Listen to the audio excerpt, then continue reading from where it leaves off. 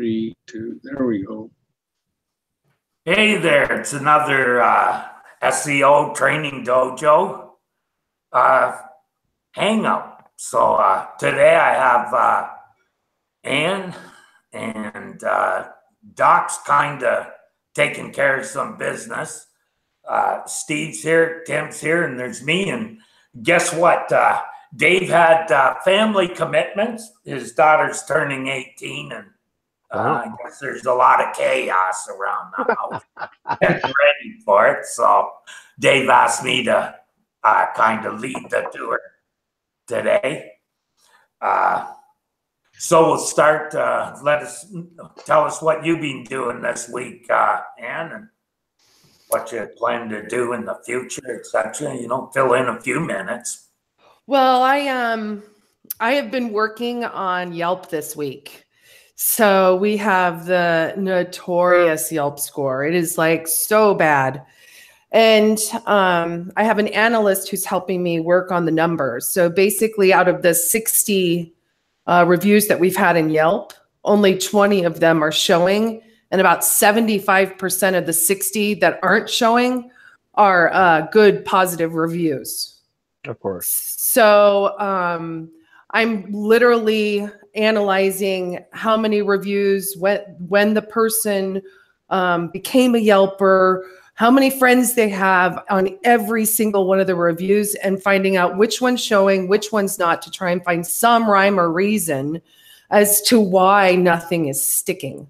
So, my opinion, that's just Yelp. Well, and I wish I could leave it at that and be like, I'm on my way, but that's not how this is going to work with my boss or myself. So I've got to hammer. There's something called Yelp Wi-Fi that I'm going to be meeting with the Yelp person to discuss what it is. It's maybe like Wi-Fi sponsored by Yelp. I have something to do with the IP. I think, you know, when people are on our local Wi-Fi, they kind of the algorithm might be isolating those as being spam. I'm not really sure, but I'm going to go ask some tough questions and have my data to back up my questions, because it looks like they've screwed up our account, really. Yeah, there'd be people that say they do that on purpose, but those would be very negative people and not me. Right, that they would be very negative and not you, Terry. So I'm with you. No, I don't believe in Yelp reviews. And any client that takes them real serious, I don't take the client serious. But So in all fairness, Terry, I think it's probably the industry I've been working with. In all fairness, Terry, I think it's a bigger thing south of the border than it is here. Yeah, because I don't know, maybe we don't trust anything on the internet.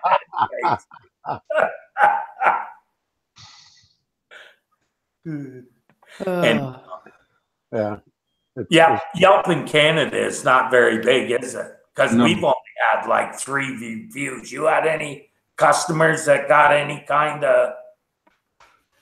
I don't think I have any.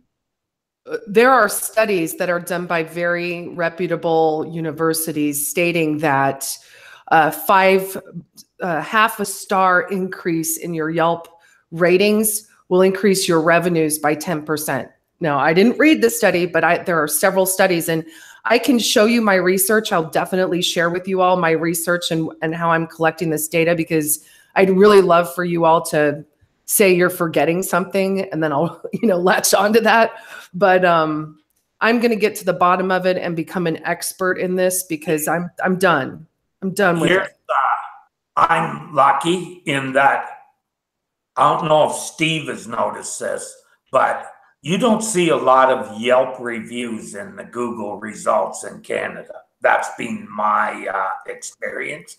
In the States, it's a little bit different, correct? They have reappeared in the Google My Business. Well, and also knowledge panel and in the results. Yeah, in the results is where I would be. Oh, they're in the knowledge panel. Yeah, they're beginning to look at the knowledge panel again. Well, and the Safari results for Apple our Yelp is like in there number one, number two. So it's about everybody going to the mobile and everybody looking at using their, bundled And browser not Safari. only iPhone, and so it can be just kind of.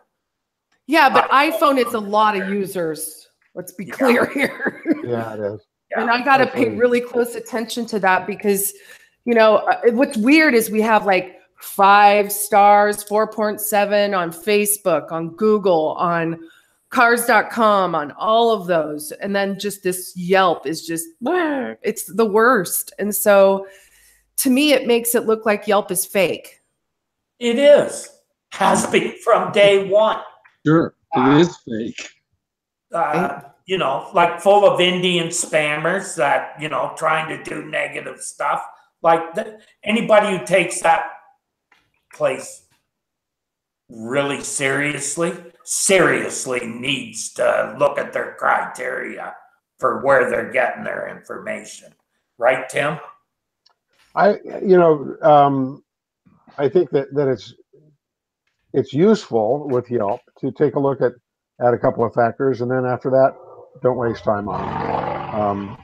So what I do when I've got a client who has a problem with Yelp, either because they have some problems with negatives in the past, or when they've got competitors that have wildly, artificially inflated reviews, I just go through and start looking at ones that might be a violation of Yelp's terms of service.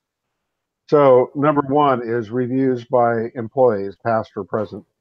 Any review by past or present employees is a violation of their terms of service.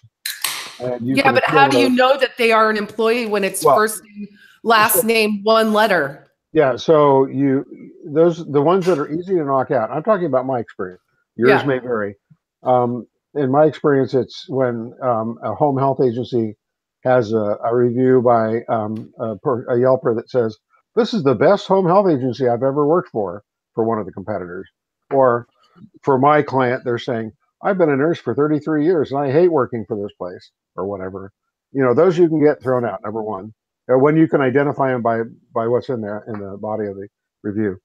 Again, in my industries that I work with a lot, a second one that's really easy is to knock out the ones that are clear violations of another part of the terms of service, where it says it has to be a legitimate consumer experience. It has to be based on a legitimate consumer experience. So, that can vary. Legitimate ones can include people that never did business with you, but they just didn't like you after they talked to you. But the ones that say things, again, in healthcare, for instance, that say, "I refer to these people frequently because they take good care of my patients," you can get those thrown out because those are not a legitimate consumer experience.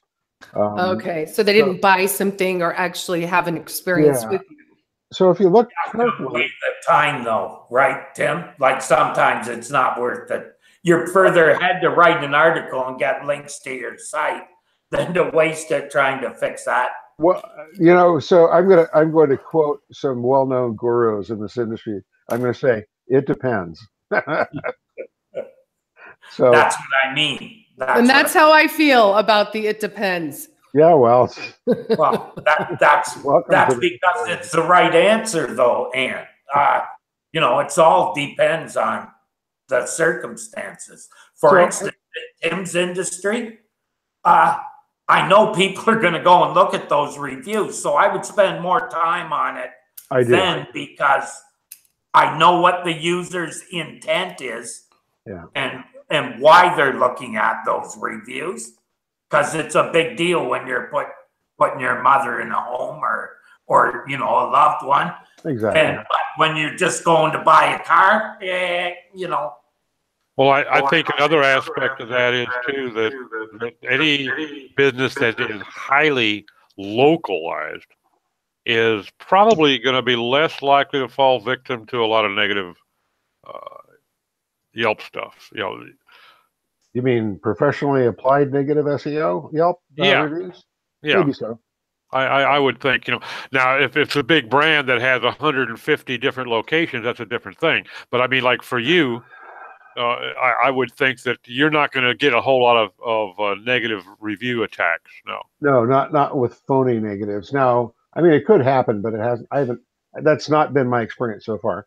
I'd say the more common thing is where a local competitor to one of my clients has got a bunch of phony positives, and trying to get those removed. Either they're from their employees, or they are, well, when I say phony, ones that aren't legitimate. It's really hard to identify the phony ones. So I don't really fight those. But again, if it's somebody who clearly wasn't involved in it by virtue of what they say in the review, they weren't involved in a legitimate consumer experience, or they were an employee, then forget it. I can get those knocked out all day long. Yeah. And it doesn't take very long. Yeah. Okay, that's enough of that. How about you, Steve? What have you been up to? I'm not talking about you. I'm just talking about the topic. And Yeah. I've been onboarding a new client, so just doing some keyword research, setting them up in my SEO programs and stuff like that. And I don't do this enough, so it's tough. Plus, I had a conversation with Ann earlier this week, and she gave me homework. She's just chatting away, and so she gives me homework. So we're kind of looking at Quantifying. well, quantifying closeness of entities on the knowledge graph by looking for co-occurrence of terms in Google search. So we're not anywhere with it yet. We've done one test and didn't work out. We'll continue, but it was interesting. if you're going to do that, what I look at is you were right in the Google results, but you want to look at the co-occurrences across a set of pages from a cert. That'll give you a good idea. When I analyzed it, I looked at how many times that occurred in the document and its position. So my theory has always been anything at the beginning of a document is weighted heavier by Google for relevance than anything at the end. Prominent. And that just comes from a feeling that I've had since the 90s, and it's hard to shake. So in other words, it's I look at it as like legacy.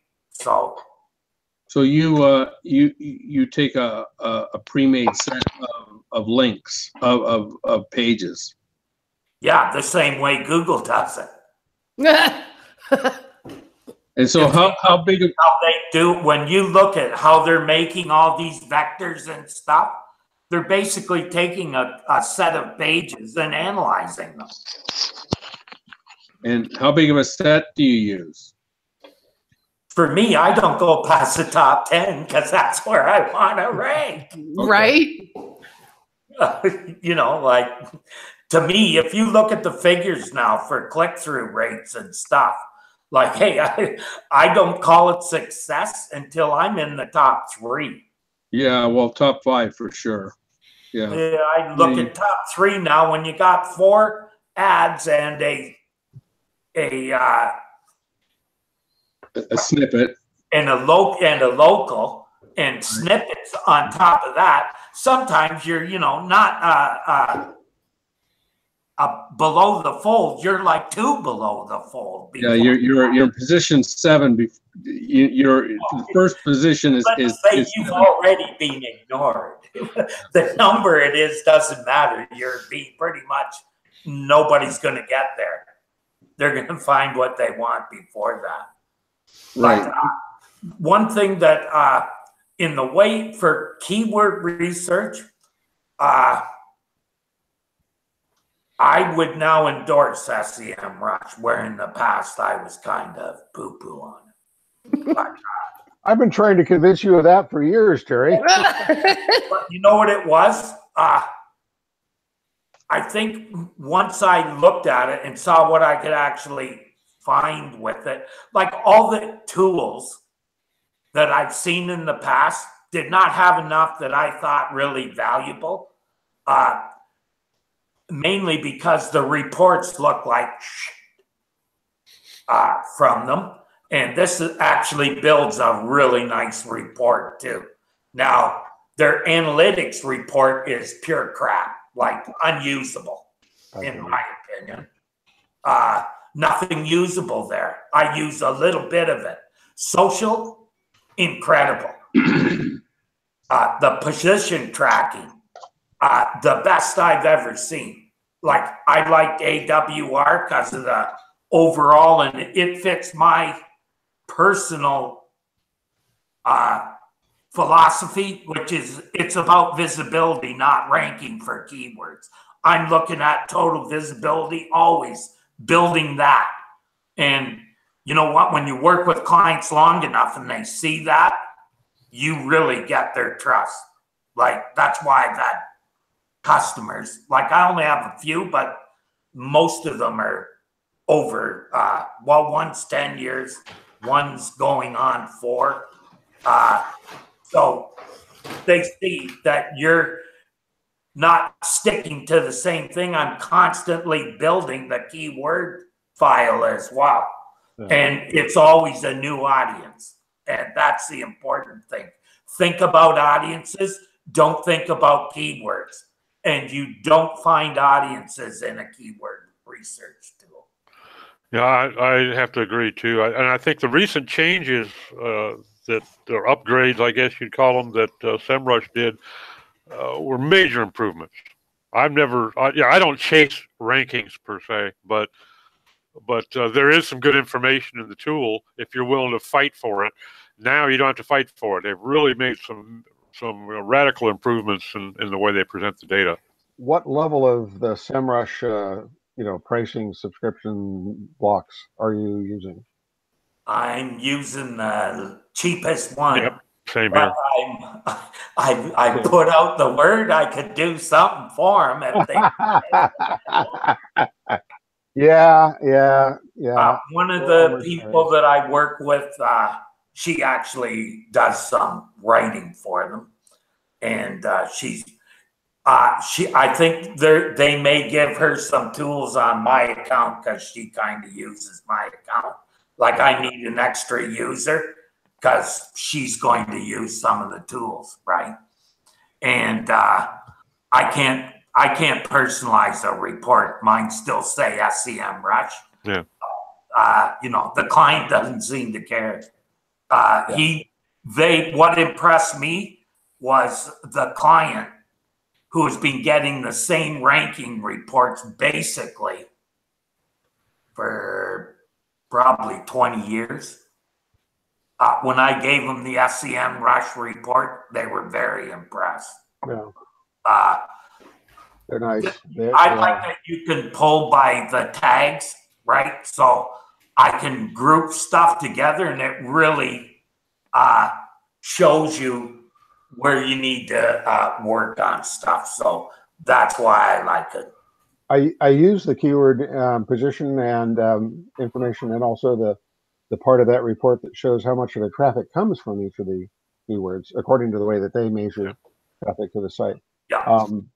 So the thing that I don't think you get with them is like I could be wrong about this. Tell me if I'm wrong. I don't think you can get a historical trend in the keywords individually. Like, how have they been with those over time?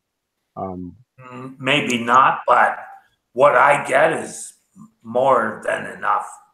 I'd be more than impressed with what I'm getting from them. Yeah, no, I've used them long enough that I'm not paying probably what you are, because they don't raise the prices on existing clients. I paid 60. I think 60 a month. Just so there's tools that I won't even look at, and they all have the word audit in them. Oh yeah. Well, there is a module in almost every. I don't care if it says audit. I don't use tools. I thought you were going to slip in a plug for Moz there, man. Yeah, they have one called audit or something like that, but sounds like none of us use that. Terry, another question about them that would be interesting to talk about is they do estimate traffic, to a site over time. And I know from comparing that to actual that it's usually not accurate. However, I wonder, I think we've talked about this before, whether it is, if the relative difference between one client, one site and another is, I don't know, consistent enough so that if you could actually use it to compare sites traffic. I didn't say that very well. If you've got a client and they've got 2 or 3 competitors, and you look at the traffic to those other competitors' sites according to SEMrush, they're not going to be accurate or precise necessarily, but I wonder if they are correct in terms of relative volumes of traffic. I would think in terms of trend, it's probably something you can hang your hat on. Yeah. Relativity, I don't know. Differences. I don't know how much. I would be concerned in terms of relativity and the way that they're weighting their factors and how close the niche is. I mean, if it's one of your local competitors, I would expect it to be probably pretty close. But if it's somebody that's similar to you that happens to be in Cincinnati versus Portland, then I would wonder if there's any real value to it. Yeah. Size of market, location, that sort of thing could really skew the results and might make that relativity go out the window, I would think, but that's just conjecture. Like, I've read the stuff about guesstimating traffic and all that. Well, it's so subject to so many variables. Yep. Futile, in my opinion. Doesn't mean much. Because, the numbers are what they are. I'm going to go based on, because I'm not just looking at those numbers, I try and put everything in context of the site that I'm working on. So, sorry, Ann, it depends on the site. Yeah. Well, and to be honest, I mean, I don't spend much time looking at those relative. Okay.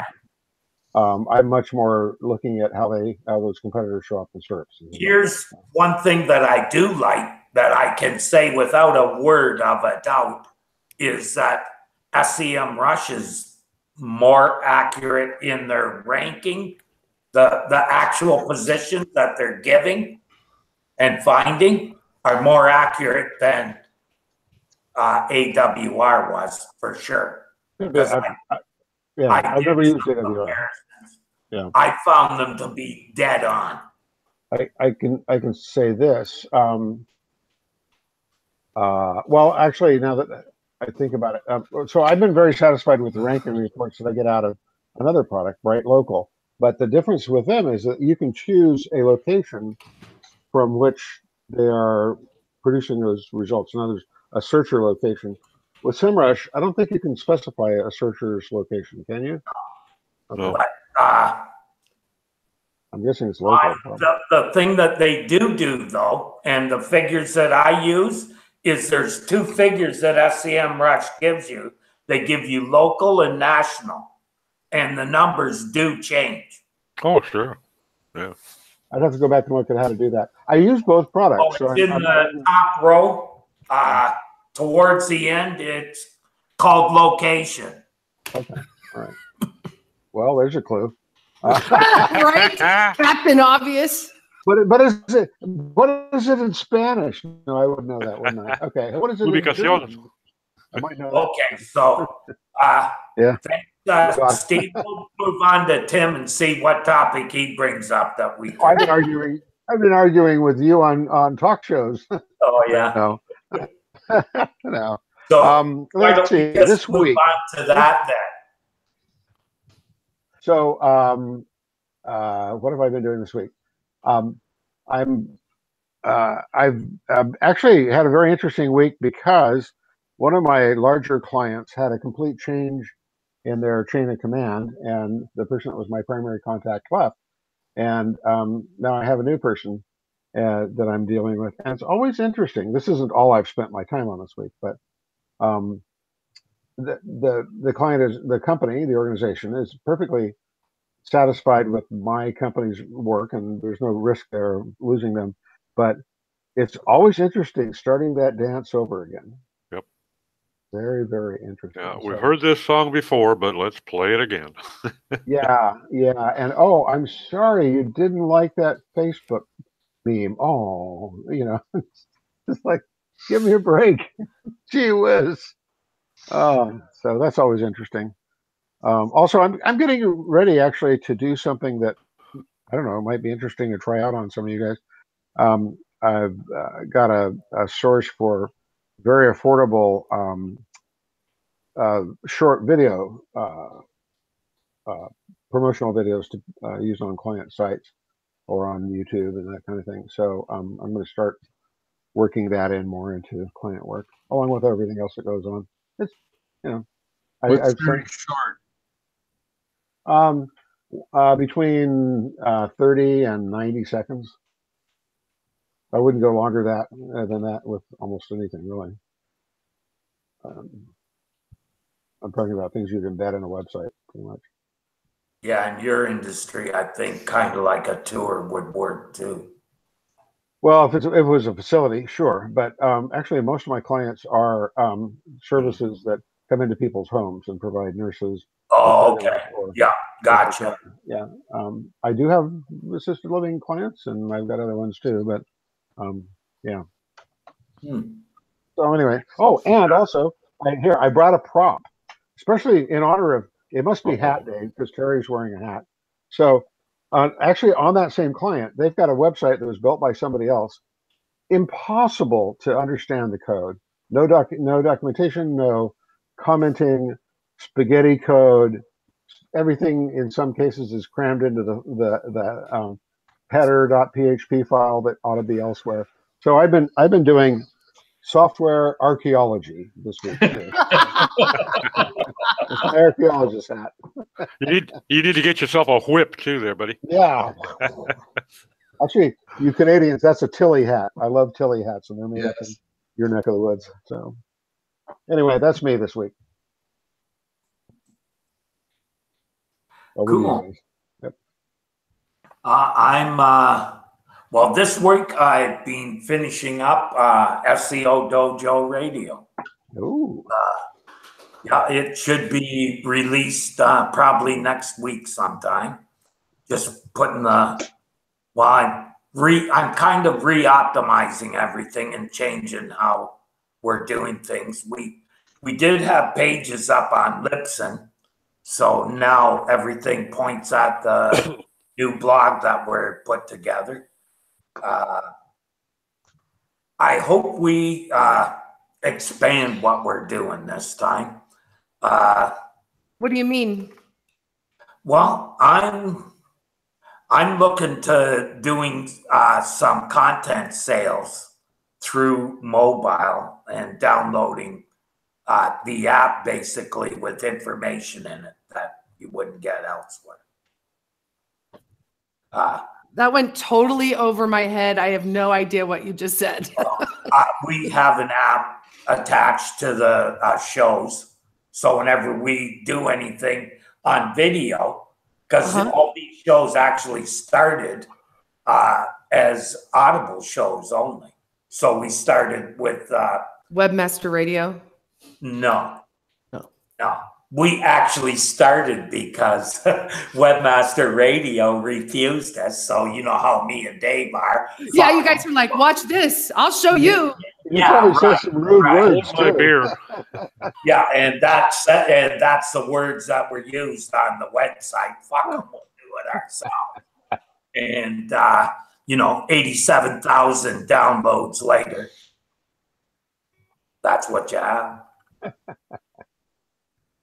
Well, I'm excited for this. So the app that you're talking about is if I'm going through it, I've been tagging stuff, mainly based on kind of what I know we talked about.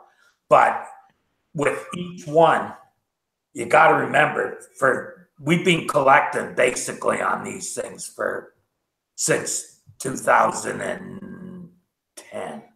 So since 2010, we do like this local roundup of the best posts that we found to talk about on the regulators. So the show notes on these are, you know, if Massive. you listen to the video and click through to those show notes, you're going to learn something. If you want to learn about panda and penguin, we covered it from the beginning. And Dave and I basically told everything we learned as we were looking at it. And so this is all going to be in an app, right? So you're saying there's going to be an app that accompanies the radio. Yeah, on the pages, there's a link to an app. It's actually, it's an iPhone app. We've got Android and Google, but their fucking websites are so bad I couldn't find it, so I could put up a link to it. Wow. Yeah. So then within those apps, Google's app store is a fucking mess.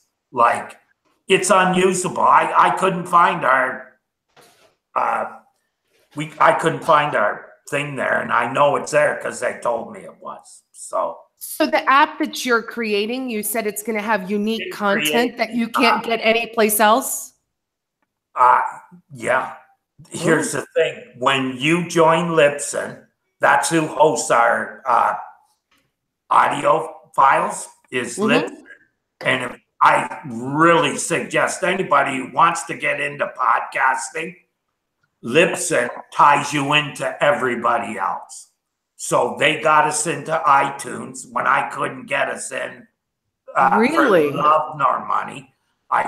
We joined Libsyn and got in automatically because they got a deal with iTunes. Wow. And we actually get in unrated. So, because we don't want to say what we actually say here, you know. Right. So here's an idea, Ann. That idea that I gave you for a series of blog posts about what I taught my husband in a car. Yeah. There you go. You do it as a podcast. Right. Or better still, you see, the good thing is about that kind of content, you do a video, you can rip there's so many things you can do with a video.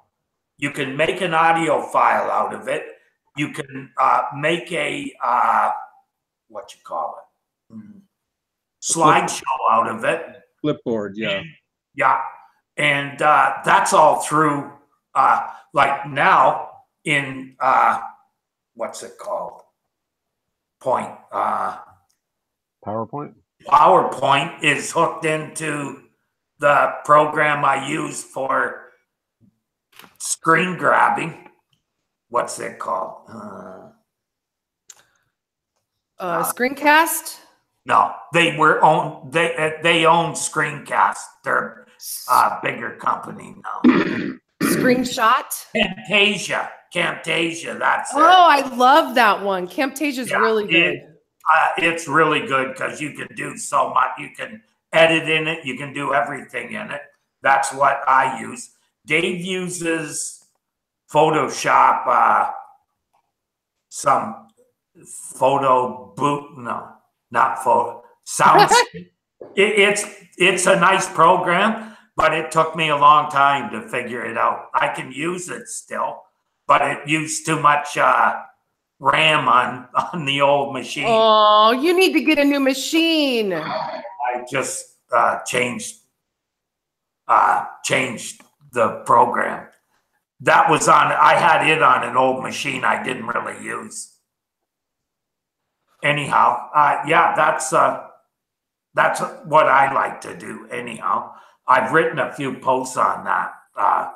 And if you plan your content strategy, that's all me and Dave used to promote the dojo.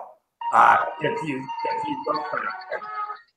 go whose phone was that? Is that Tim? It has to be Tim. Yeah, sorry. I forgot to put my phone on stun. Yeah. So getting on to some of these links here that Dave collected for us. Well, I added some too, so we'll start with one of them. It's the article that was on White Spark today about optimizing the GMB. This is an excellent article. You know, other than a few spots that I take issue with because it directly directly impacts the business, one of the clients that I have. Yeah. Other than that, I found it pretty good. Some of the techniques they're showing there for how you find out what your competitors' categories are, that's a good find. Pretty good at stuff. And, you know, as you know, Darren's friend of the dojo, and his company writes some good stuff. I went through this article pretty good. Thought it had some really good ideas. Really, for setting up an account, it really left, was a good walkthrough so that anybody could do it. I thought that part of it is very useful considering that's his business. He actually showed everyone how to do it. I like that. That shows confidence that you got more to offer than just that information. Implementation, right? Information is only as good as the implementation.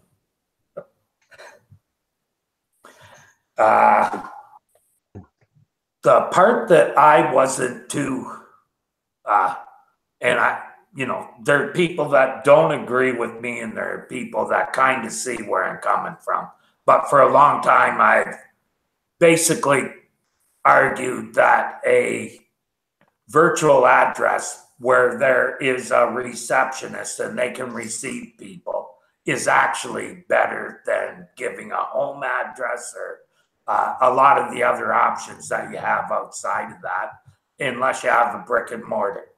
Now, I think that also is good on Google, that they're kind of realizing that that's a legitimate business technique that was around before even the internet. I'm talking about business centers and places where people got their mail forwarded to, answering services, all that, that's what it came from. That's where those businesses came from. And they're actually very proficient at it. So when you have what they call them, and that's the other thing, they keep referring to a virtual office, which is you have to be careful, because a virtual office also includes a telephone, and a virtual address is just the address. They should be calling it a virtual address, not a virtual office. So if I'm a consultant, so I will tell you, I made the mistake when I was consulting and I used my personal information when I was creating my Google My Business. Right. And I was using a Google phone number for the phone number. So it wasn't my cell phone number, but it was so weird. Like all of a sudden I got this flood of really strange, aggressive phone calls. Like, we know where you live. I didn't even know who the people were. I still have the recordings, but it's just random, strange people. And so for the longest time, I've wanted to actually have my consulting business on there, but I didn't think I could do it unless I had a physical address. So are you saying that now they have virtual addresses? Yeah. And here's the reason. I know why you didn't want to have that information out there, because then every Tom, Dick, and Harry knows where you live. Right. You know, for single women, and there's a lot of them out there that are on the internet in business that have a legitimate reason for not giving out their address. Correct. And using a virtual address. Which, here's the thing, here's the difference also between a virtual address, a virtual office, and a P.O. box. a P.O. box, they'll do nothing to help you if there's something goes wrong. You just go to there and they'll say, who is he? I don't know. Where's he live? Well, I don't know. He comes here, he gives me $10 and we're good to go. Whereas with a virtual office, if you had a legitimate legal claim or whatever, they have to give up the address because they're a legitimate business. And they take that information in because they're forwarding mail. They're actually forwarding mail. In some cases, they'll even sign for registered documents and packages. So I think they've got it fairly right now. So is this a third-party service that I have to get, Terry? Yeah. Well, I so, can set you up. It's like $30. and there is, though, another way. Canada. There is another way to change your address set up on Google My Business to have it be your residence if you want to, just if you don't want to spend money on a third-party solution, and tell them to not publish your address. It's called a Mask? no, actually it's called a service area business. Yeah, Although service area business. I don't know if Okay. that's an official Google term or not, but really what it boils down to is the way that you answer the questions about your address in Google My Business. If you go into the info section, and after you put in your address, you scroll down a little further, and it asks a couple of questions. One is, do you serve customers or whatever at your office, your place of business? Right. And you want to say no to that one because you don't have people come to your house.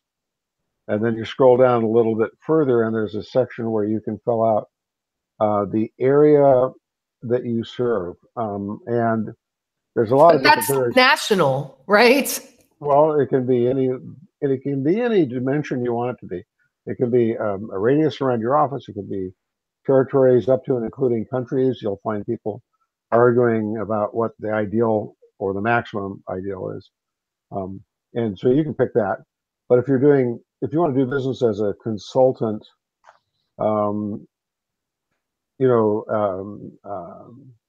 outside of your general area, you could consider making it be a bigger area. And then finally, there's one more thing that's important. You scroll down a little bit further, and there's a box that you can check that says, I also serve customers at my location, and you want to not check that one. Yeah, that's So for then- service area. You know, the Exactly. problem I've had with that, Tim, is like for instance, I handle clients in the UK, Canada, the US, Australia, basically English-speaking countries. You can't do, and I'm service area because I don't handle people at my office. I'm home office. Okay, so I can't do a service area in, say, North America and Australia. Right. I haven't tried to do Can't. that. I did try. I actually talked to somebody there, and nope, can't do that. Yeah, So I what had the same thing. When I moved from the office into my home, and I had to go to a service area business, and I said, well, I have clients in Uruguay and Australia. They said, no, you can't do that. Yeah. It's just here. Which I think is a shortcoming, because there are a lot of businesses that, like myself, that handle people in various English-speaking countries, or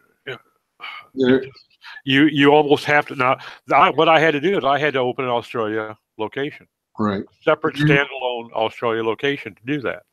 Their Okay. reasoning is that Google My Business is not meant for that kind of business, for an international business. That's what they said to me. That's not what Google My Business is for. It's for local. The problem is that's the only way that you can get Google reviews. Yeah. So now here, let me show you something. I'm going to try a screen share. I've never done this on this particular Hangout here. Let's see. Good luck, Tim. Yeah, I know. I'm throwing But caution to the wind here's, here. here's the thing, though, and I just don't believe that Google, like, Are you seeing my screen? What? Yep. This may be too small for you to see, but at the moment, kind of just for grins, I have my service area set up to be the United States of America and Canada, because I would happily take clients from those areas, and it's perfectly doable. Now, I don't know if I could also do Australia or Europe, because I've never tried. According to them, you can't. There's no way That to do could it. well be. I've never attempted. What I did, like similar to what you did, Tim, is at one time early on, I expanded my service area enough to encompass Australia and the UK and North America, and you kind of set your coordinates. And what it did is it just chose a spot. I guess it mathematically found the center of that, and it put me right in the middle of Lake Victoria, Africa, which Tanzania is not on my list of major clients. That didn't work out well. Yeah, I kind of see that because the Google My Business is meant for local listings, I believe. So Yeah. That kind of defeats the purpose. However, I could so if you don't allow people to sell also outside of their region, right? You don't tell people that, right? But I don't think Google cares if you sell outside of that region.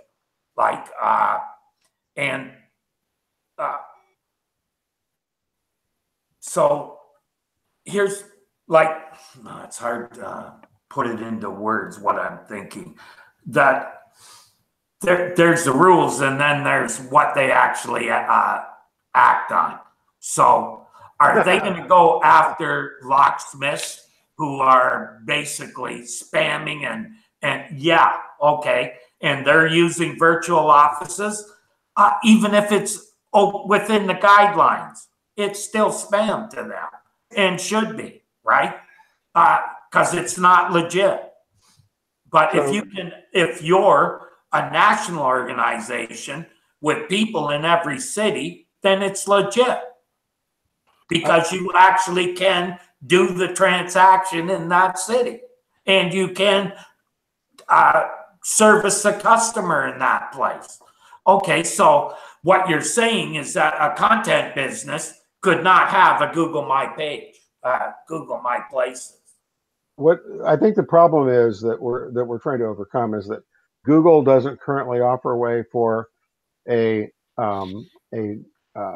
web-based business to get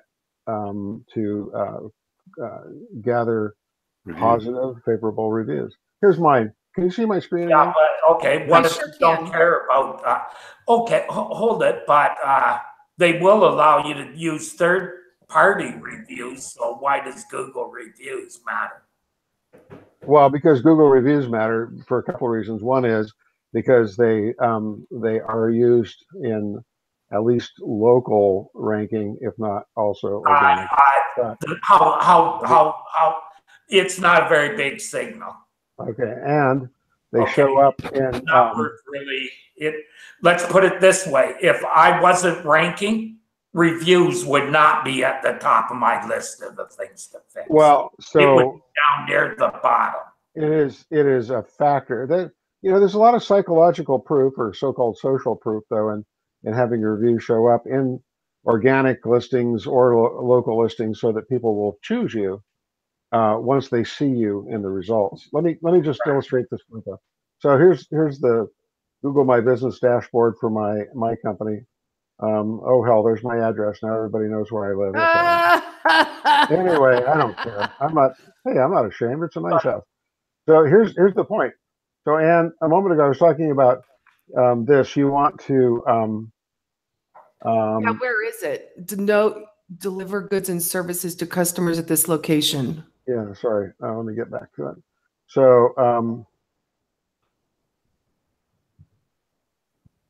so when Google localizes results and personalizes results, you don't think online businesses should be included? I'm not, Terry. Let me finish my point. I can't concentrate on answering your question, but I will. So Anne, this is the first one. You want to say yes. Okay. You deliver at their location, And then I'm going to skip to the third thing, which is down at the bottom. You want to not check this one that says I also serve customers at my business address. You are so awesome. And Thank you and so then- much. But Doc, to your point, now maybe it's just because I'm special, but I can type in Australia, and I can add it here. Now, I'm not going to choose apply. Now, maybe if I tried to apply it at this point, it wouldn't let me. But I don't know. Did you ever get that far to try at least that way? Or maybe this is new. The Doc out? He's muted. I have not tried that, Tim. It's been 3 or 4 years ago. Might be worth a shot. This is relatively new, I think. It used to be I'll take a only look at that. diameter. I don't recall seeing The it. bottom line is, right? I think they're loosening these things up because, from what I've seen, what was very localized 6 months ago, or maybe more now, is not so much now. I'm seeing results that are not local. They could be anywhere. Okay, so that's very likely. I think that Google is doing the best they can to generate revenue through ads, and they just haven't gotten around to facing the fact that there's kind of a flaw or like a gap in some of these tools that they let businesses have to promote themselves, like reviews for, international or, big national or statewide. Yeah, to the point that you were talking about earlier about the Google reviews having value, I do think that if you and a competitor are battling back and forth for position number 2 and 3, and you're looking for that one more little thing to give you an edge, then I think a Google review can be very valuable Because of social proof. As opposed to a third party. Yeah. More and more I talk to clients or new clients about two things, that SEO sometimes boils down to making Google like you enough to show you in a favorable position, and then making consumers or searchers really like the way you look there enough to click on you or to choose you or to call you from the number in the knowledge graph. So it's Google liking you and then consumers picking you. Not necessarily in that order. Yeah. Well, they won't see you if Google hasn't positioned you to begin with.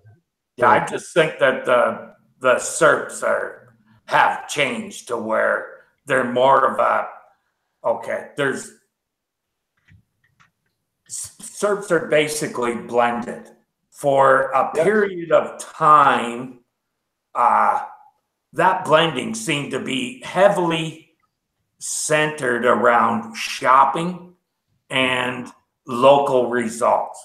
Mm-hmm. So transactional or local, right? In the transaction, in an informational space, you would see hardly no localization whatsoever. Yeah. Right? And what I would look at, right, is if I'm getting that service, is that service really usable to me if it's not in my local area? Well, that's why web designers and SEOs for quite a while were not allowed to have it because it didn't matter, right? It wasn't a local business. It was wide open because we can do our work anywhere. And that was my point. So should we be now left out of the local results because we can't have a page? Well, then you have to take out anybody that's offering any sort of e-com service as well. If you can order anything from their site, then they can't be there either. If you can't walk in their front door, so basically what you end up saying, if they don't have a brick and mortar in your town, then they shouldn't be in local. And I don't think that's appropriate. I don't think that's the purpose, considering the amount of people that now just shop online because they don't want to go out. That's why, that could be why Amazon had so much destination traffic, because Google had localized everything so much people didn't see what they wanted to see, you know what I mean? And felt they got a better, more array of vendors from Amazon. I think Amazon has succeeded in spite of Google. Yeah. So That's a good way to put it. just to update on what Tim did there. I added Australia and New Zealand to my listing, and I saved it, and it says pending.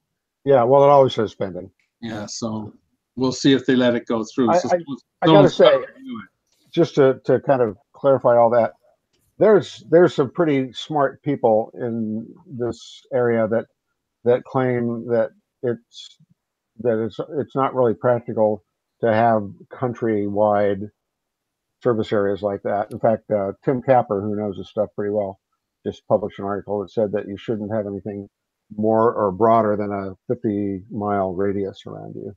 So yeah, but he's the Google guy. So in other words, he's got his head on their ass and not really the person that I'd want to follow right? their advice. Because they're looking out for Google, not for me. Perhaps. I mean, there's a lot of top contributors now. Some of them are more vocally like critical of Google than others. I don't know Tim personally, so I'm not sure. Okay. But I know Tim. He's a nice guy. I'm surprised that he would say that because if I'm national, and here's the thing, I've read in a national newspaper where a very well-known person in business said if I was starting, I would go to a place and set up a phone and advertising campaign in every city and have it all go to a 1-800 number that, you know, because the thing is, I can be in Albuquerque and get a call in Toronto and it gets forwarded to Albuquerque. And you know what? The client don't even know it. I have an Australia phone number. They call that Australia number and it forwards to my San Diego number. Right. Right. So, you know,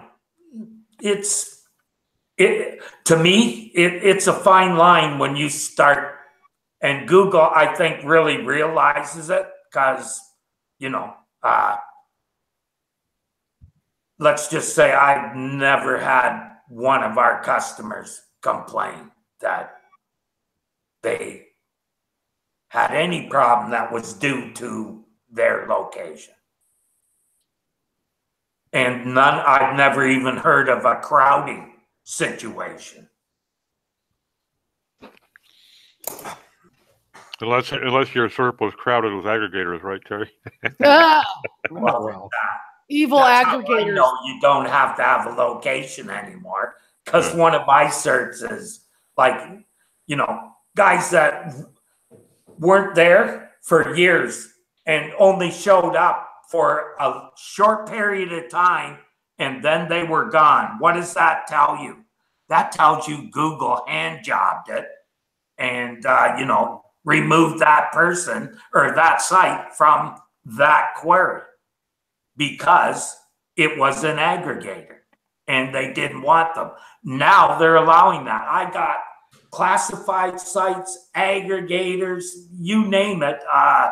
You must be starting to see that too, Tim, now. Oh, this is one reason why you do still have to think about, especially in services, things like Yelp and that kind of thing, and because you will show up in the organic rankings with Yelp URLs with that are for things like the 10 best home healthcare agencies in Topeka or something, and there will be, you know, the Yelp review or the Yelp URL for that, along with other ones that all have their own little guides rating system. So yeah, you do see it a lot. There's a term for that I'm sure you guys have all heard. Barnacle SEO. You want to be a barnacle on that big ship. Yeah, the only time I've seen that in Canada was there was a time when the yellow pages were the same way. Because Google was using them to fill in results when they didn't have a lot of good ones themselves. Yeah.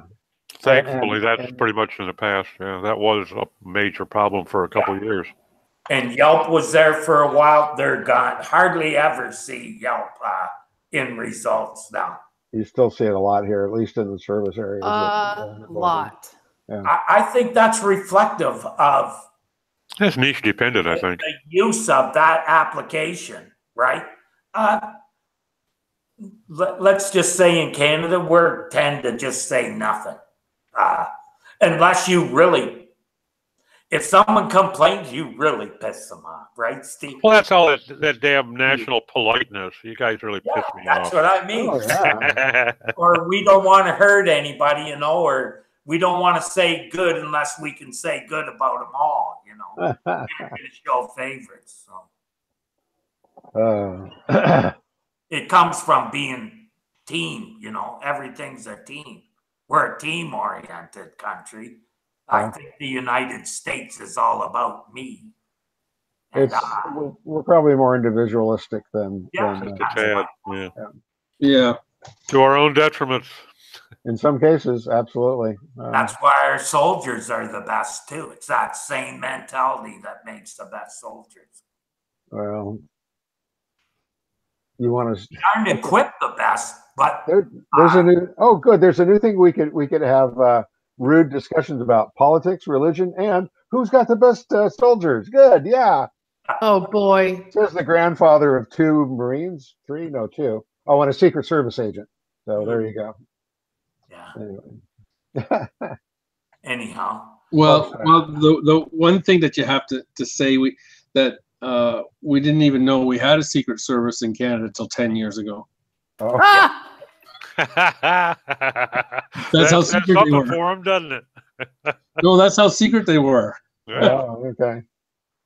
Well, our Secret Service deals with counterfeiters, and that's a portion of what they do, and then the rest is executive protection. I do have a grandson that's a member of the uniformed Secret Service. So. Well, you tell him that there are lots of people that I always make sure and say thank you for your service every time I see somebody in a uniform out and about. And it warms my heart when I see the younger people do it. You know, I'm like, someone's raising you properly. Good job. Like, Well, I have one grandson that's a now disability discharge Marine, and then I've got one who is an MP in Okinawa right now. And I still sort of chuckle at the idea of this little guy that I used to hold in my arms now, you know, is a whatever he is. Actually, he does investigations more than guarding now. But aw. they grow up. here's the next one I kind of wanted to go over quickly. Building links in boring industries. I'm sure we've all had boring industries. Really? Building links in boring industries. Well, I thought that was a really good article. It was. I thought it was well thought out, though. Yeah. I was thinking that, unlike you, Terry, I was thinking that the author was talking about really high level content. But I think you can, it's the same problem whether it's high level content or low level. It's trying to write about a boring industry. Yeah, his example on the dumpster, for instance, you know, yeah, it doesn't sound like the kind of thing you can make very engaging. Yeah, we drop a little creativity in front of a house. But you know what? The smart guy says, well, what are they doing? What have you found in a dumpster? Can we take video of it? Oh, you know, there's so, hey, think about this. You want boring? How about a blender?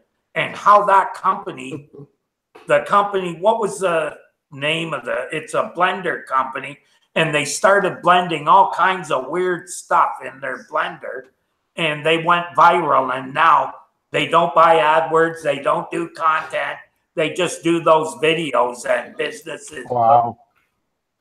You know, that's called thinking outside of the box. Well, Steve just recently built a site for a company that builds heavy duty walkers, or rollators. Right. That kind of is beginning to get into that sort of a topic. I've got a client that sells similar items, although they're a little bit broader in terms of what they sell. But video I noticed they did use video on that site though a lot, didn't they? And my client Yeah, does too. and they're going to use some more of it. One of the things about that is there's a lot of options you can buy, a lot of accessories you can buy, and so installing the accessories, you can do a video. If you have 30 accessories, you can do 30 different videos on how to install it and how to set it up, and they're working on them. How-to videos are huge on YouTube. Make sure that you use the category how-to, because that's important. But a lot of people, like, what's better than going and watching somebody assemble something or read about it? You see a lot more watching somebody assemble it. Another, I can give you a good example. In my early days, worked for music. They sold musical instruments, right? We had content was not easy unless you were going to write about the bands, but the actual guitars and stuff, you know, these guys are reading stuff already by really good musicians. But what we ended up doing was videos. Like, when it came to content, when we were ready to do that, after I built a beautiful shopping cart for them, how did we promote it? Well, content. Well, you can't really do content. I had a thing set up, but in the end, that's what we did was video. They set up a studio, got a student to produce and edit the video for them. We had over 300. They now have, I bet you, over 40 million downloads of their videos. Wow. And they have not had to do PPC or had any trouble ranking for, well, I'll tell you when they had to, they probably went through a bad period for the last 18 months when Google kind of went overboard on the local, which is what we discussed earlier. That really screwed up the universal search to where you saw less video in them, less news.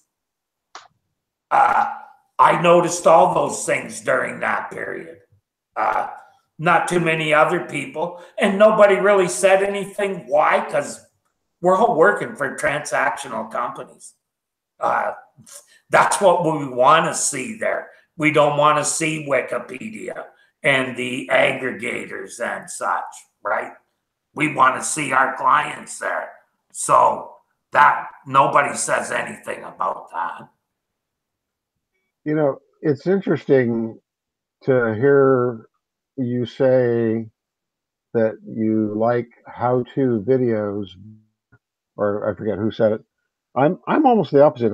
If I ask if I do a query that is something like how to, you know, boil water, I'm sorry, actually, if it's about software or setting up software, I like the sites better that are text explanations or text instructions, not videos. Maybe I'm just weird. Well, it depends on what you're doing. Oh, I just said it depends. Oh, yes, yeah. it depends on what you're doing. Oh, gotcha. Zap. I'll go for a text site if I'm looking for code. Because you know, I wanted it text so I can copy and paste it. Yeah, well, sure. I've taught myself Illustrator and a lot of different software programs, and I prefer video when I'm doing that, because what I do is I'm watching them, I pause it and I do it. Watch, pause, do. Watch, pause, do. And that's how I'm. There are some videos that I like. Like if somebody, there's a guy named Adam something. He does this series called WT Crafter. He's got great videos about WordPress and things like the Astra theme and Elementor and stuff that I really enjoy. Yeah, I like those better. Absolutely. So I guess it depends. Yeah, and you also have to remember that if you put yourself in that category, that's a special category for YouTube too. So it does make a difference. All right, I'm writing it down. Yeah. I actually did take a note. Thank you. Tim, come and see me here. I'm the pro. Okay. No one's been doing it longer than me. Literally, I started when Google bought YouTube. No one's been around longer than you, Terry. Well, there's that. Okay. What I liked about that article was it did give you a process also to work for on all content. So I'll give it that. But a lot of times, right, is I think SEOs especially are thinking about words when they should be thinking about audience and how to get attention, because that's what you want. How do you apply audience though to keywords? Oh, geez. Look at Google Trends. How do you not? It'll show you 4 or 5 audiences Okay. On the same keywords. Just by looking at the different categories and how those trended in those categories.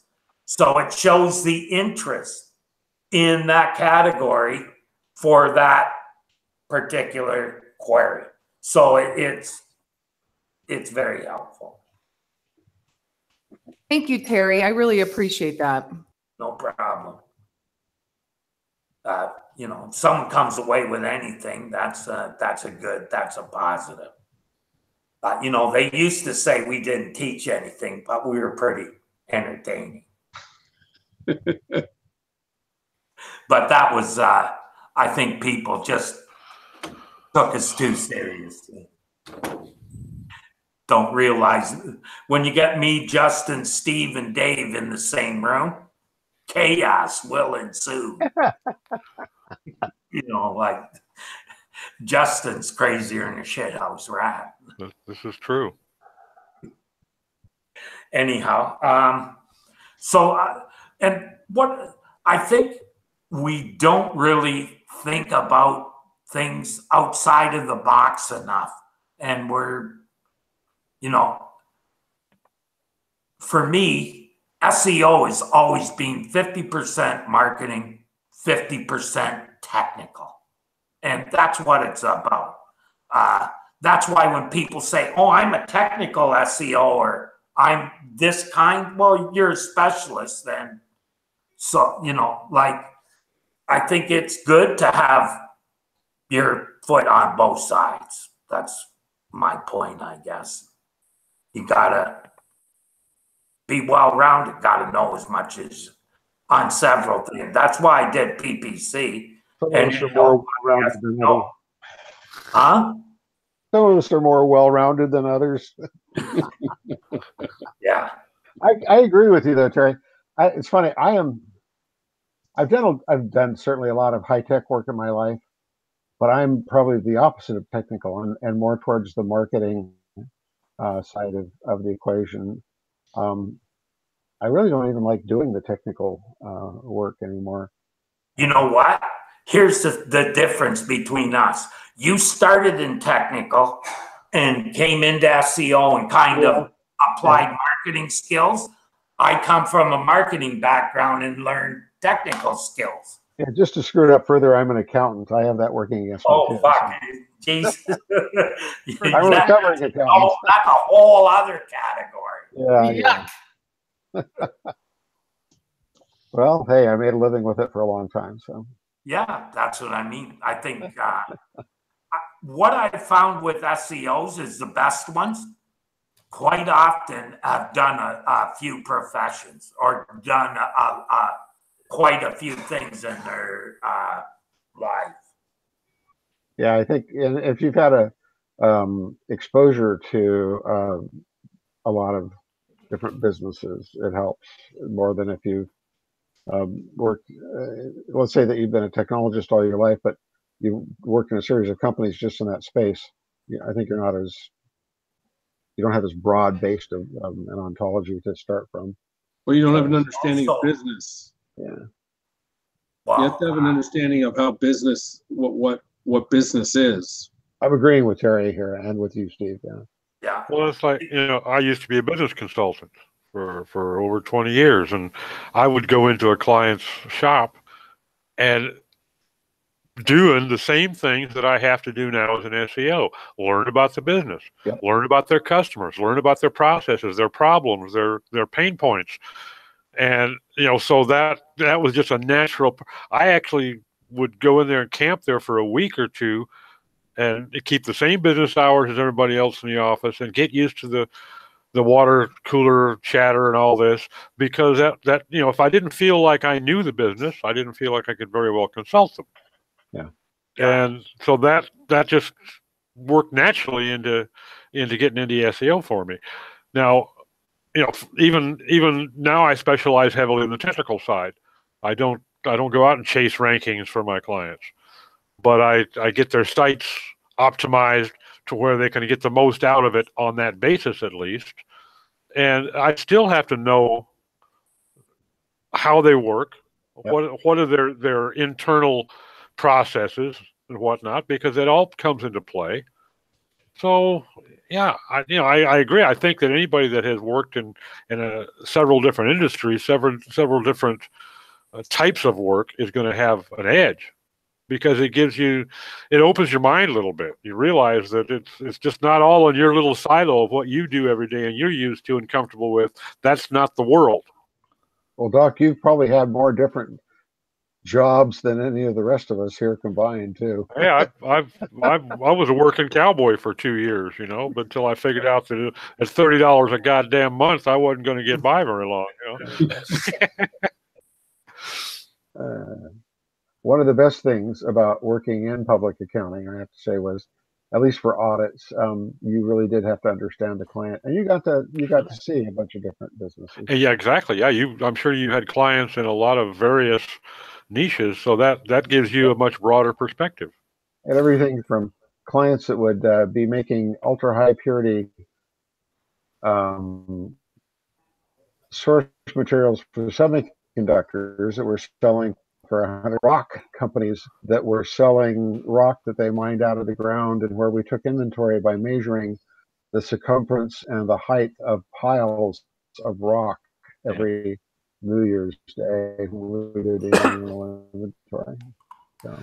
I actually really enjoy working with different industries, because part of doing a really solid SEO project is showing some of here's the direction I'm going. What do you think? And it gives me an opportunity to build that relationship with the client that shows what's involved in making it successful. So I love learning new industries because it fascinates me, everything that we've done, how we make like ultraviolet light. I did this, and they had ultraviolet light had a hospital vertical, a commercial vertical, an HVAC AC, and a residential vertical.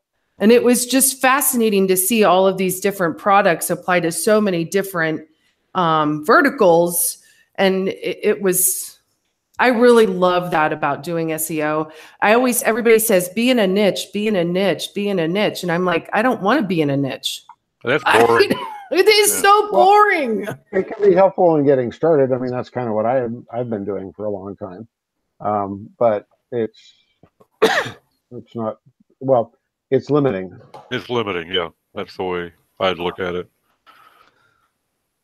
I've been getting heavily into the IoT security aspect, and open up a whole new bag of worms that I hadn't even given. I've been thinking about the residential aspect. People are adding cameras and security systems to their home. I hadn't realized how heavy this is in the industrial side, the IIoT. Oh yeah.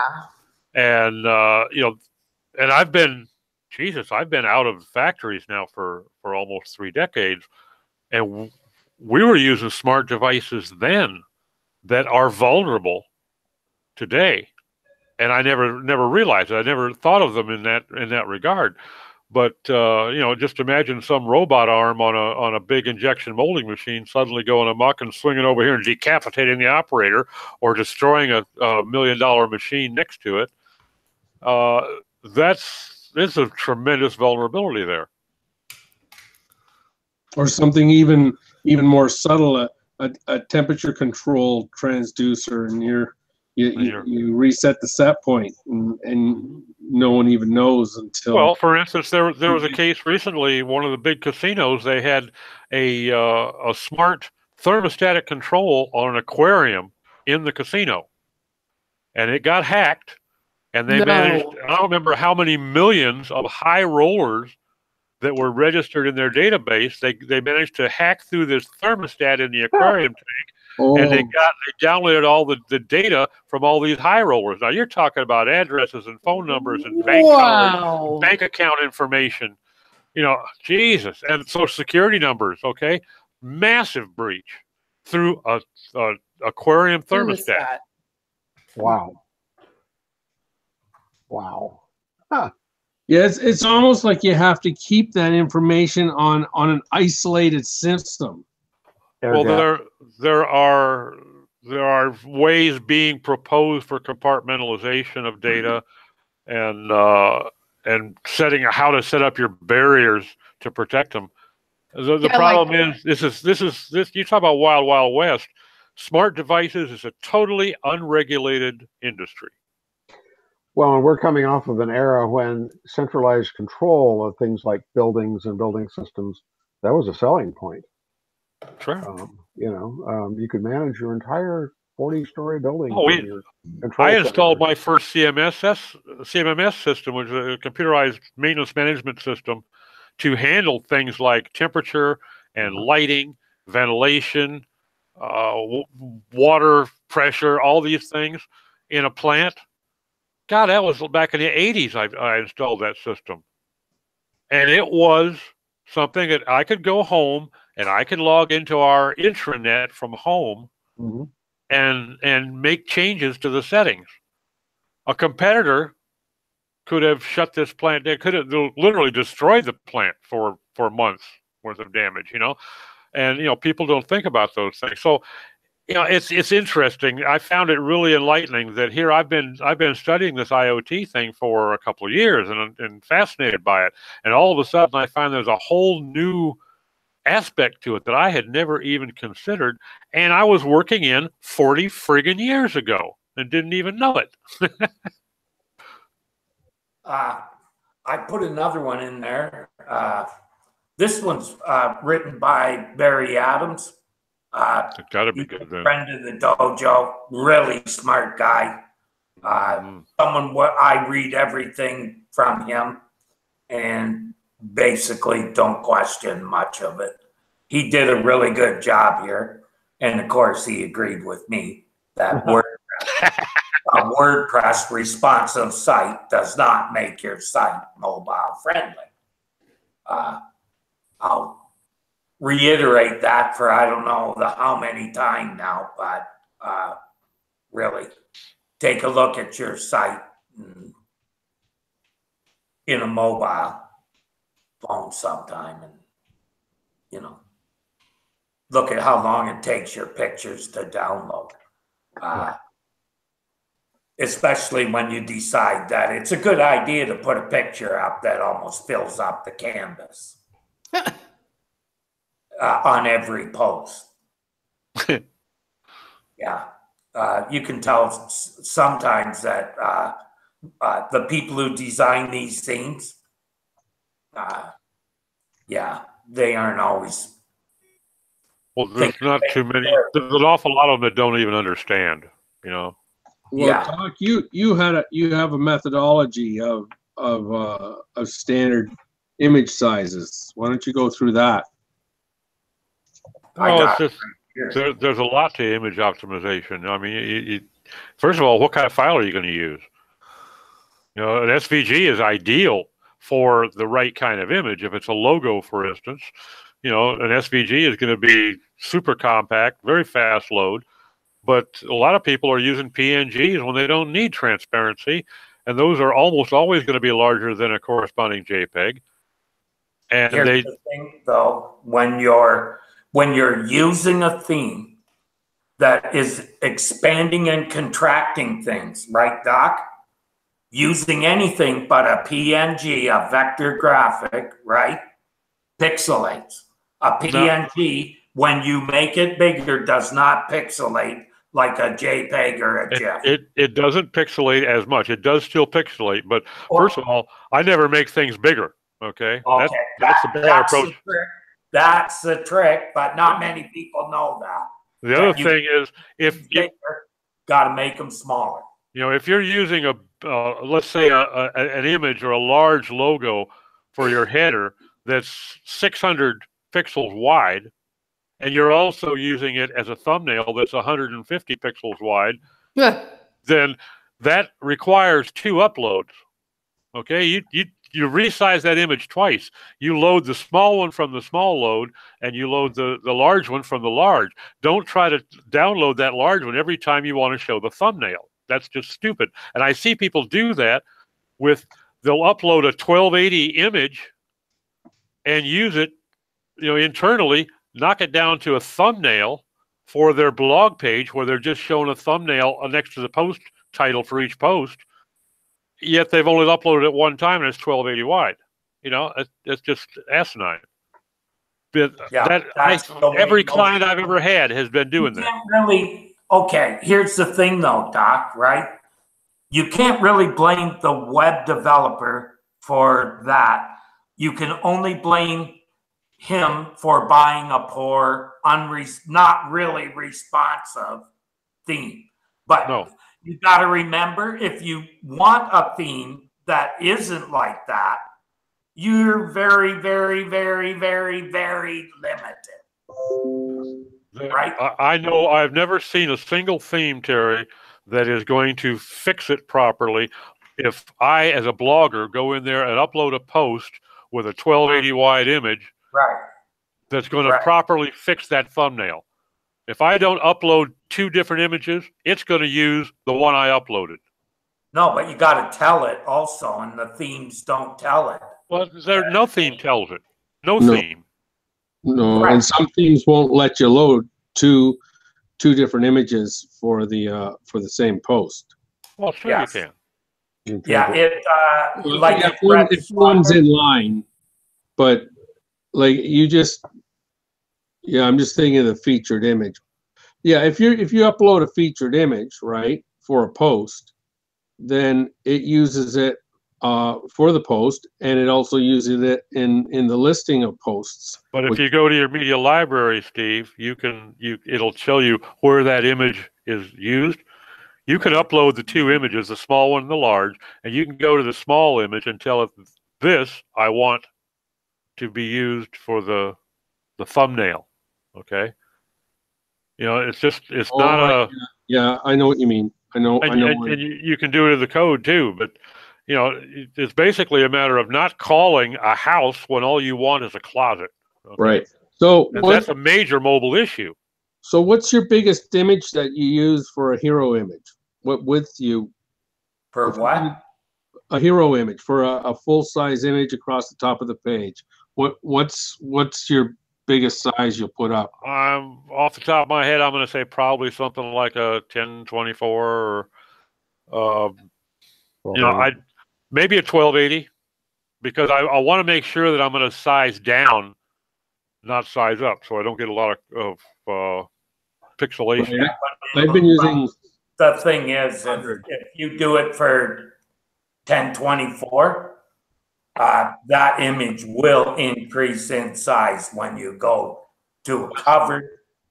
That's why I change it to 1280, which is going to cover most any instances. Yeah, I use a bigger image and let it go down.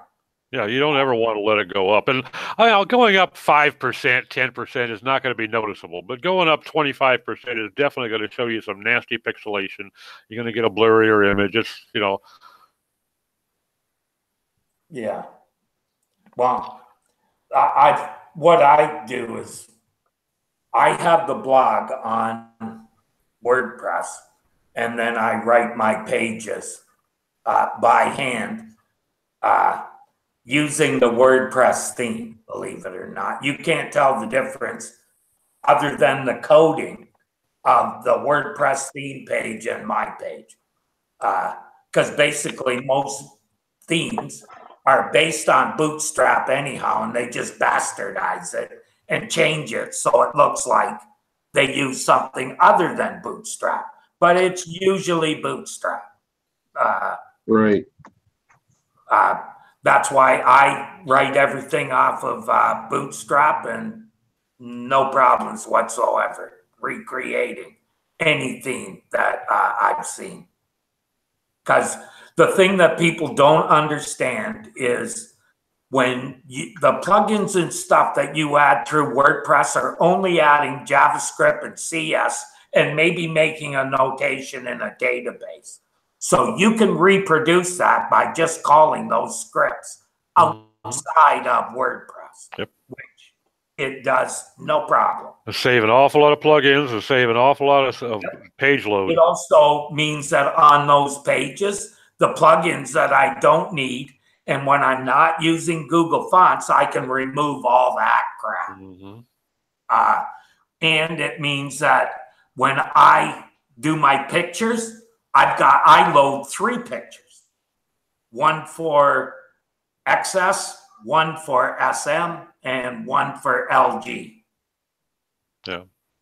And, I have them in 3 different sizes, and then you can just call by the viewport. It's basically calling the viewport and telling you what device it is. And for XS, it shows this. For SM, it shows this. And that highlights a major problem. A lot of so-called responsive themes, they don't even use media queries. Right. That's what you use, media queries, to decide which picture. How the hell do you call yourself responsive if you're not using media queries? Well, I don't know how do you do it? It is responsive in that the picture does go down to a size, right? It's responsive in that way, but it's not user-friendly because it's still drawing all that bandwidth.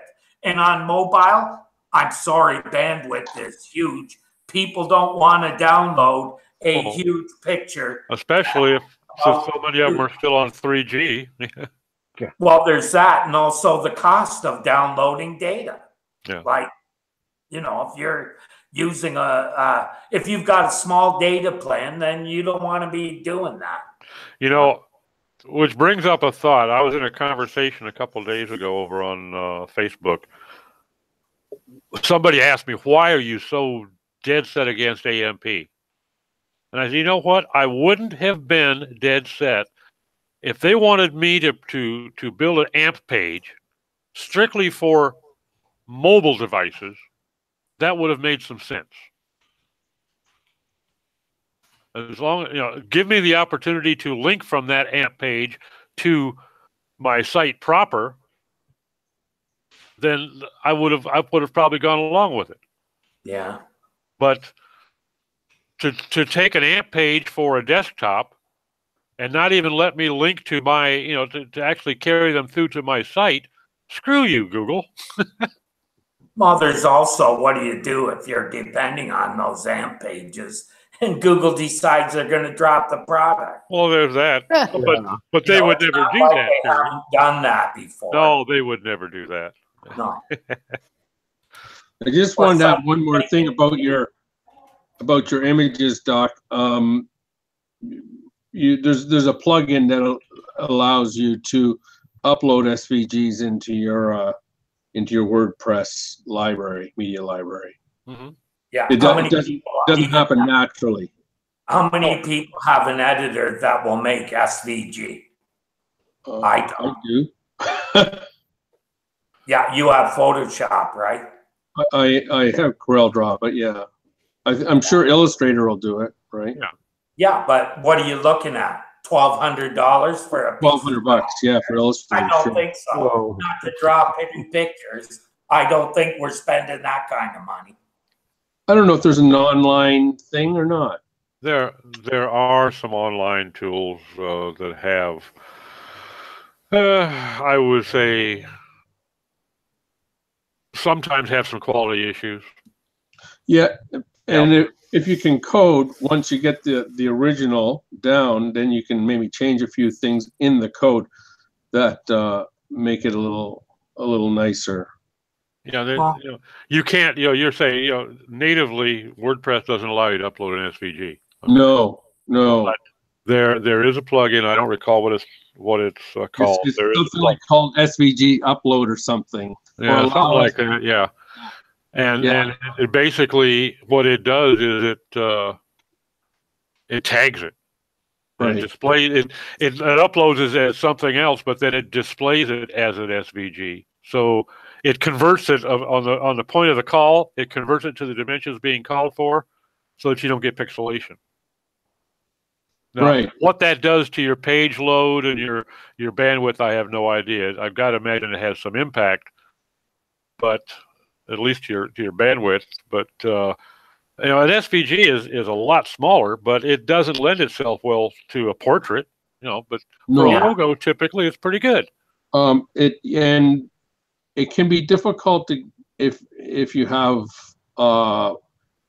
funky fonts in your logo. Oh, sure. Then the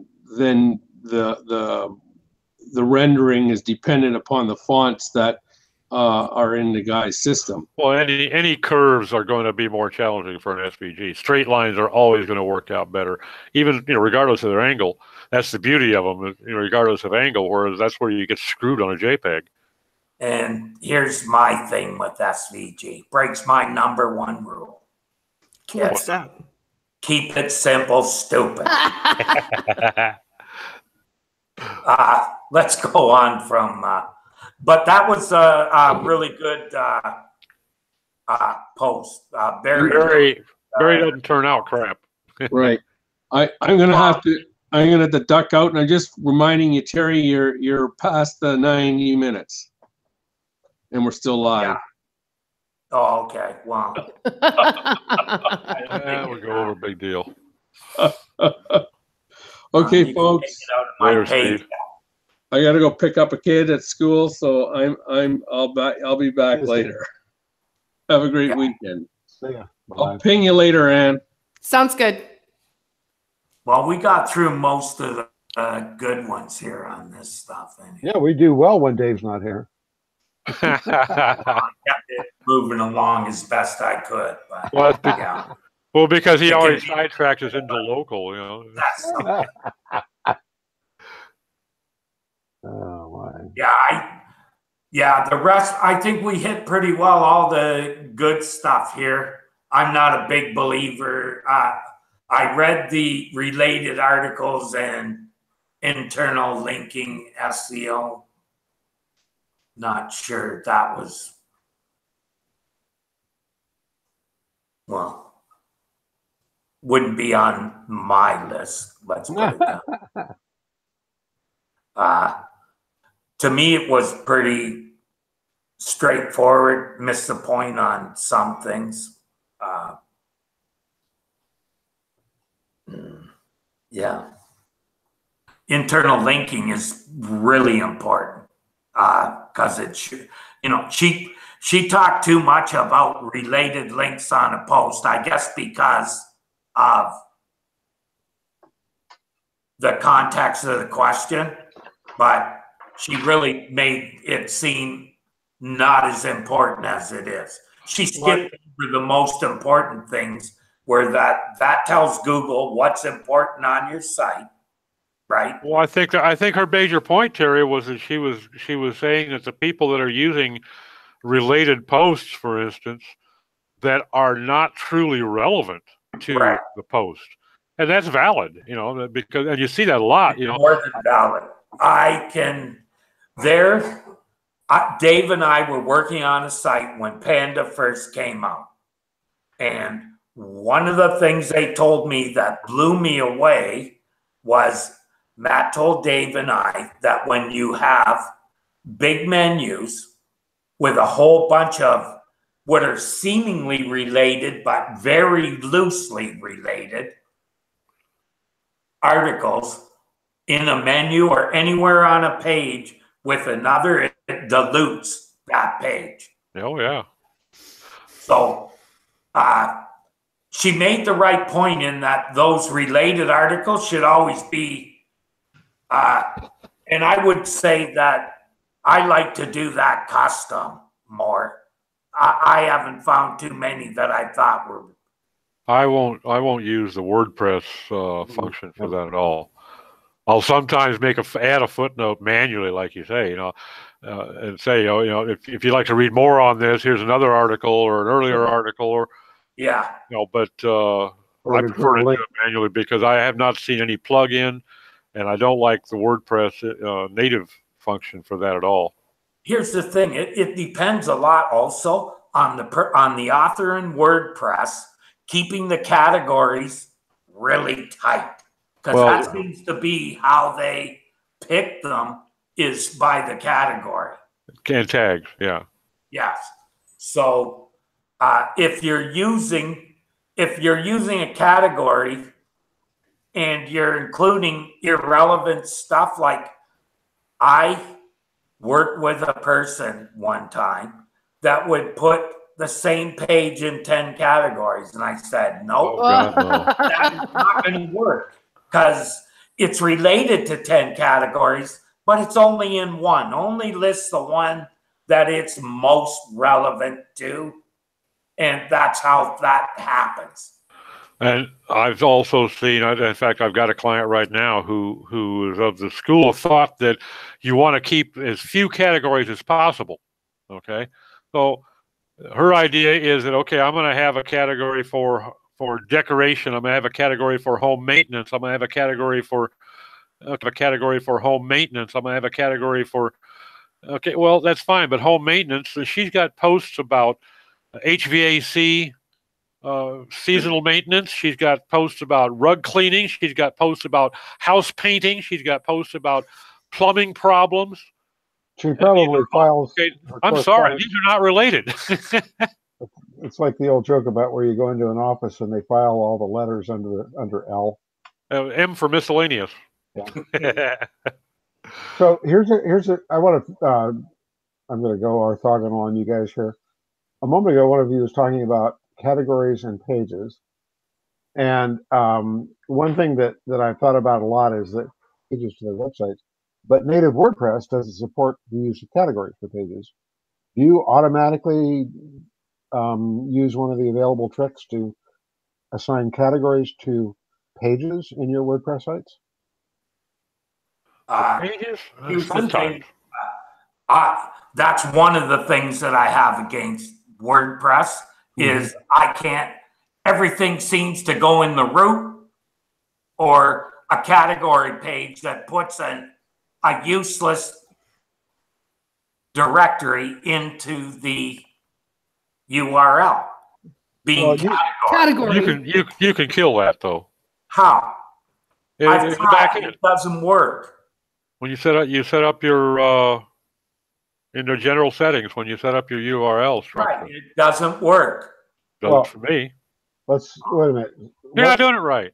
What are we talking about here? It's not. Terry brought up two different points. One is, I think, you brought up the page hierarchy, and then the second is categories, which is different. Well, but your page hierarchy, you can actually have the categories shown in your URL or choose not to. Yeah. My categories are always in the URL. Whenever I do anything, I do the categories. And if there's 4 deep, I show all 4 categories. Okay, so really navigation tools. Categories and tags on a blog should be navigational. So in other words, when I was doing SEO Dojo Radio, I was very careful to use tags over and over so that when someone hits Google penalty, it'll show every video and every page that we talked about that particular thing. And to me, that's Awesome. That's Well- going to increase my downloads. But you don't have to have that in the URL. You don't have to, but it helps with ranking. So are you talking about actually choosing a permalink setting in WordPress, Yes. Terry? Yeah, Okay. yeah. That's one of my big problems with WordPress is the way the whole permalink thing. It took me a long time to really understand it. And So, you know, the way that it does the same thing, like why do a lot of people no index their author pages? Because most themes don't do it properly. They don't do the author pages properly. They're all have the same title. So it's basically, Google doesn't like that. If you look in your HTML errors on your site, having duplicate titles and meta keywords is a problem. Well, I agree. There are some default WordPress settings that are not appropriate. right. But out of the box, it's a starting point. It's not a ready to show product. Here's my thing though, Doc. WordPress is still just CSS, JSS, and HTML, right? That's what it comes down to. That's all it is, right? The big difference is it gives you a editor in which to drop your post in. That's the big difference. Well, right? For clients, that's what it is. That's part of it. I mean, the whole thing, you got to remember what the purpose was of WordPress development was to make site management available to the unwashed masses, okay? The folks that don't know how to code Java and CSS and PHP. Don't want to. And it accomplished that beautifully. WordPress doesn't supply any of that. Oh, bullshit. No, it doesn't supply JSS. No, it doesn't supply JSS, but it does supply plugins that use it. Okay. Right, but that's not WordPress. Well, the plugins are from third-party developers. It's a framework for using them. Yes. Yeah. Okay. But the thing is, it does accomplish it because you can go to your Aunt Edna, who's never seen a computer in her life, and in an hour you can show her how to put up a page in a post. Okay. I can do that too. You're going to teach her how to code her own site from scratch, Terry, in an hour? You have to. If I build the site based on exactly like if you look at WordPress, in the end, it's 4 files, right? Header, footer, content. That's what it is. Like at its barest thing, it's 3 files: a header, a footer, and a functions file. That's basically what WordPress is. That's basically what any CMS is. But what I'm saying is Aunt Edna is not going to be able to write a blog post and publish it without some sort of a CMS that the unwashed masses who had no idea how to do this, give them a tool with which they could build a blog. You guys are having a big argument here, and you're not actually talking about the point I was trying to raise. Oh, okay. Try again. Here, and you're not actually talking about the point I was trying to raise. Oh, okay. Try again. Do have the ability to accept assignment of categories and tags to them, and pages by default do not. Right. Okay. So on almost all the websites that we're creating now, we don't have blog post pages. We have our blogs that consist of posts in the traditional sense. They're all pages. And I'm finding myself more and more wishing that we turned on, through use of a plugin or something, the ability to pick or to assign categories to pages, so that we could do groupings for some purposes that are different from the nav structure, groupings that we have on the site. That's all. And I just wondered if anybody else has done any of that. Didn't mean to start a religious war about WordPress. That's just me. I'm not a big No, Terry is not the biggest advocate of WordPress. Yeah, out there. yeah. You think? I just, like, to me, I can actually build a site faster outside of WordPress than But that's you, Terry. Yeah. That's you. I didn't say it's for everybody. Only the elite, Doc.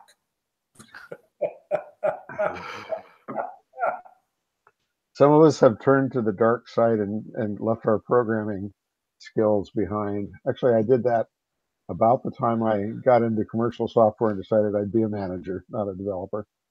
So, Yeah, well, so you still haven't really, well, I guess you've answered my question, which is by saying no, you don't try to assign categories or tags to pages in WordPress sites that you build. For instance, unless I'm really concerned about having site search capability, I don't use tags, period. I turn them off. I'm kind of the same way. So and categories, I try to limit them as much as I can. You know, I love to see just like 8 or 10 as a max. Some sites that's just not feasible, especially if it's an e-com, obviously. But posts, right? I'm sorry? You're talking about using them in posts and not pages. Yeah. But I don't use tags except in very rare instances, and only if I'm dealing with the search capability. Now, for instance, Steve and I are building one right now. We're going to have search, a rather sophisticated search capability, and we're definitely going to have to use tags for that.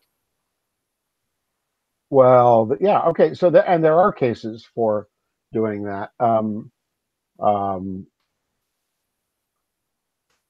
Which is, that's actually a detailed part of the question that I was asking, though, which is, I'm guessing that, I think I know which site you're talking about. I think you're going to have to, if you're building that as with pages and not the post type, but rather pages, which are kind of a it's going to be pages, yeah. Okay, then you're going to have to add the ability to have categories and tags. Not a problem. So you are going to use it in that sense. Okay. Yeah. Because I'm sure getting to that point with a couple of my larger sites. Okay. Well, I'm sure glad I wasted the last 15 minutes of everybody's time with that one. Never a waste. I thought it was an easy one. Hey guys, I'm going to have to go. It's coming up on the top of the hour. So. Oh yeah, it is. I am too. All right. Well, thanks everybody. Always a pleasure. Yep. Yep. Until next week. Thank you, guys. Yeah. Have a good one, everybody. I'm going to go ahead and turn it off here. Okay.